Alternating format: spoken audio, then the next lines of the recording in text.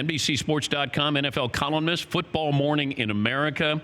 It's a must-read for football fans, and you can see it every Monday at NBCSports.com as we make way for the great Peter King back on the program. Peter, kind enough to join us during the season. Peter's sauntering in, wearing pants. Looking good, Pete. Hello. Good to see you, buddy. Thank you. Peter King. Okay. Yeah, I wasn't sure what the topic was going to be prior to yesterday's news, and then when it happened, and then you said, you still like to come on. You had a Kobe Bryant story. We will talk football because there's a few things to talk about, and obviously it's Super Bowl week, but where do you want to start with the Kobe Bryant news? Dan, one day last week, I insanely got up at 3 o'clock in the morning and rode to work with Andy Reid. So that was the lead to my column. Wrote it on Friday, filed it, was all set, and was just cleaning up some of the loose ends in my column on my way down here yesterday. And so you get the news of Kobe, and I had just this one thought that, the first day the San Diego Chargers became the Los Angeles Chargers, 2017, the PR guy, Josh Ruprecht, who used to work for the Lakers and who knew Kobe very well, asked him to come in and talk to his team about what's it going to be like to play in L.A. What is that whole thing going to be like? And so Kobe comes in, he tells him a little bit about L.A., and then he asks for questions. And someone, I can't figure out if the New York Times book review planted this question, but said, Kobe, what's your favorite book? And he said, Jonathan Livingston Seagull. And so, okay, explanation, please. And he just said, this is about a nonconformist who was tired of fighting other seagulls for the scraps on the beach and who wanted something more out of life. He wanted to be truly great at everything. And so his whole thing was, hey, you're in the NFL, guys. Great, good job. But what else is there? Do you want to just settle for being one of 1,600 guys who play professional football? Or do you want to truly be great? Do you want to really, be the best at flying, which is what Jonathan Livingston Seagull wanted to be? And then do you want to get great at other things? And not only is it an NFL story, because I'm sure a lot of guys in that audience, the Chargers, are devastated today, just like everybody across America is, but Jonathan Livingston Seagull is the Kobe Bryant story. He was great at one thing. He was great at flying. He was great at playing basketball. And now with his detail series, with coaching his daughter, with doing all these other things in life, he wanted to be great at something else. That, to me, is the real tragedy of this, not to mention the other people who died, including, his absolute sweetheart of a daughter. So I don't know, Dan. I never met the guy. I don't know him at all. I'm not an NBA guy, but I just am incredibly sad about it, just like everybody else is. Yeah, the word that I used and the word that always came to mind with Kobe was curiosity. He was curious. And there are certain athletes who are like this. They're curious beyond their sport. Kobe didn't want to be defined by, oh, you're a great basketball player. He wanted to be defined by more than that. You win an Oscar? And I remember he came on and he said, what am I doing up there winning an Oscar? But in my mind, you know why you're up there winning an Oscar, because you planned on doing that. I don't think he would ever go into this going, yeah, well, I don't know, maybe I could win an Oscar. I think he was so goal-oriented. Plus to take on that, Tom Brady never said, I don't think publicly, hey, I want to be as good as Montana, if not better. Like, what other sports do you have a guy say? And, Mike's leaving, and Kobe says, if you're giving me the baton, great. If you're not, I'm taking the baton. Yeah. He wanted to be greater than Michael Jordan and wasn't afraid of that.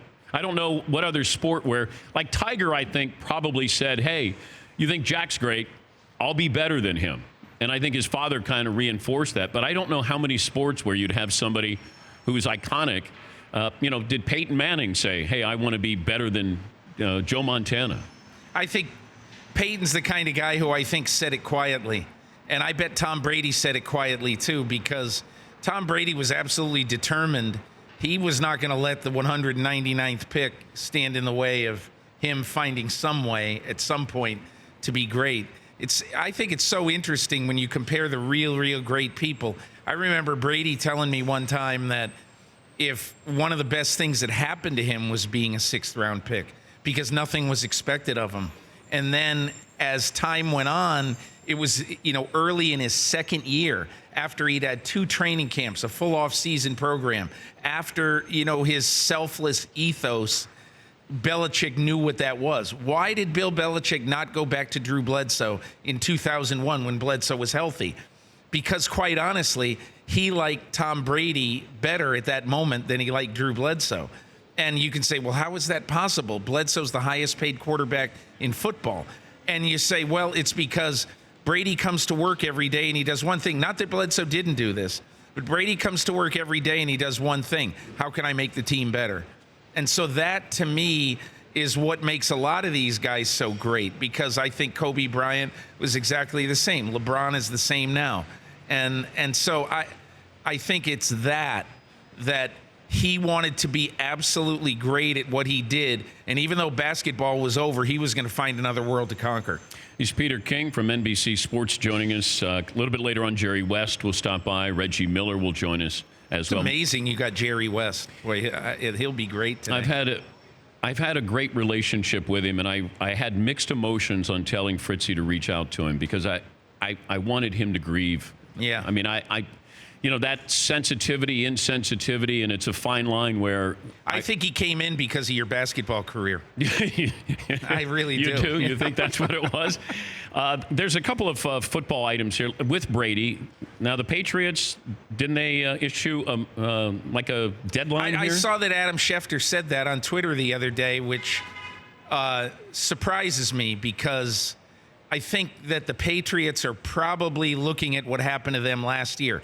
On the day in late March that Rob Gronkowski announced his retirement, that was the same day that Jared Cook, who was the apple of the Patriots' eye if Gronk retired, agreed to a contract with the New Orleans Saints.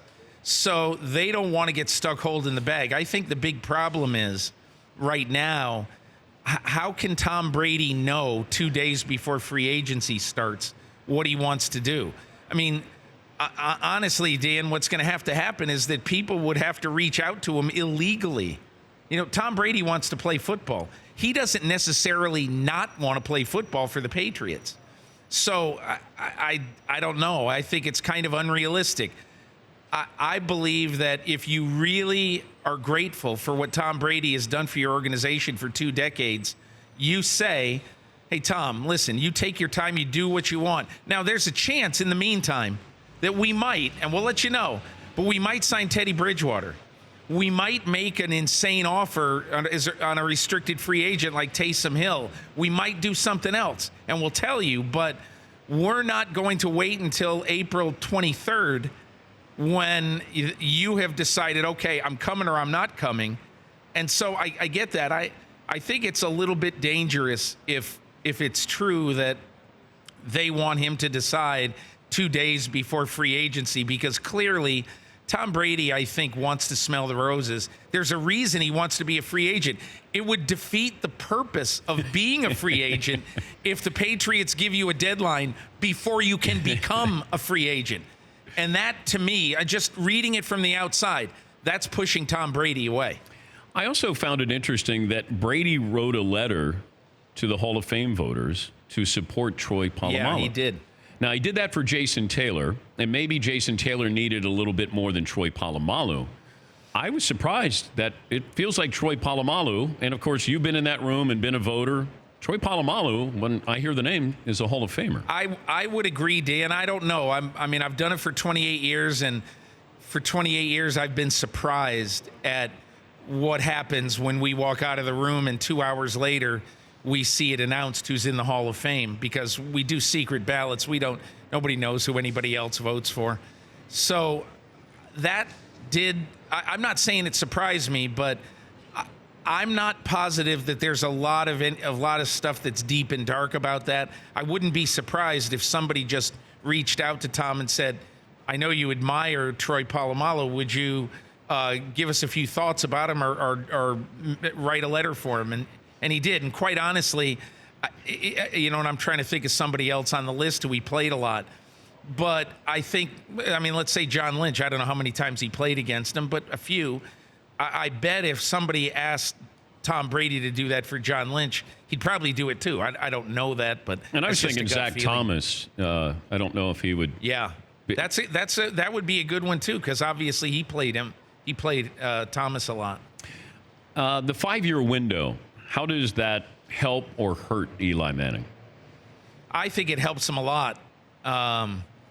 At least because I shouldn't say helps him a lot. I think it helps him because I remember, going back to Kurt Warner, there was so much because Warner had the highest highs and he had the mediocrest mediocres, I mean, he had a huge donut hole in the middle of his career, but I think if you basically sit back and you appreciate what he did, in those years when he was with the greatest show on turf, and then he had the rebirth late in his career with the Cardinals, I thought that allowed me anyway to basically sit back and have some clarity.